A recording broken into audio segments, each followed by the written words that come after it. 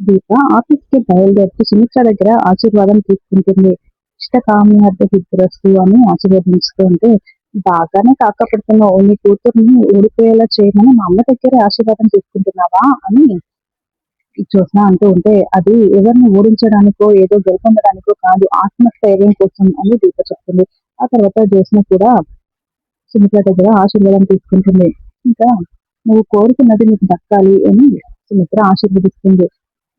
కన్న తల్లి కోరిక నెరవేరుతుందమ్మా అని జ్యోత్స్న వెటకారంగా మాట్లాడుతూ ఉంటే, అవును జ్యోత్స్న పెద్ద మేడం గారు, కన్న తల్లి ఆశీర్వాదం కన్న బిడ్డ మీద ఖచ్చితంగా నెరవేరుతుంది అని చెప్తూ ఉంటే జ్యోత్స్న చాలా షాకింగ్ గా చూస్తూ ఉంటుంది క్యాప్టెన్ వైపు.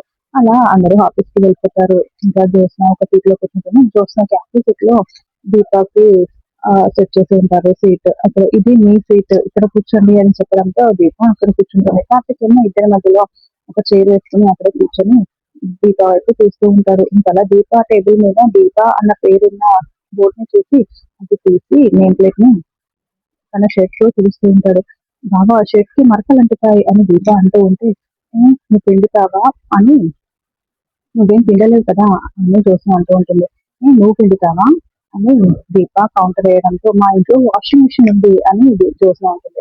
నేనైతే చేతితోనే ఉతికారేస్తాను అని దీప అనడంతో ఇంకా జ్యోత్స్న చాలా కోపంగా చూస్తూ ఉంటుంది. ఆ తర్వాత ఒక అతను వచ్చి ఆ ల్యాప్టాప్ ని దీప ముందు పెడతారు. ఇదంతా ఎందుకు ఇస్తున్నారు ఇప్పుడు అని దీప అడుగుతూ ఉంటే, ఫైల్స్ అన్ని ఇందులోనే ఉంటాయి మేడం, జ్యోత్స్న రెస్టారెంట్ యాప్ లో మీరు లాగిన్ అవ్వండి, కావాల్సిన ఫైల్స్ అన్ని అందులోనే ఉంటాయి అని చెప్తూ ఉంటే, దీప ఆ ల్యాప్టాప్ ఎలా వాడాలో అర్థం కాక అటు ఇటు చూస్తుంటుంది.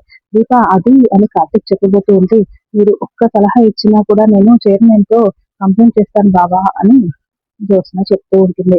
ఇంకా దీప చాలా టెన్షన్ పడుతూ చూస్తూ ఉంటుంది.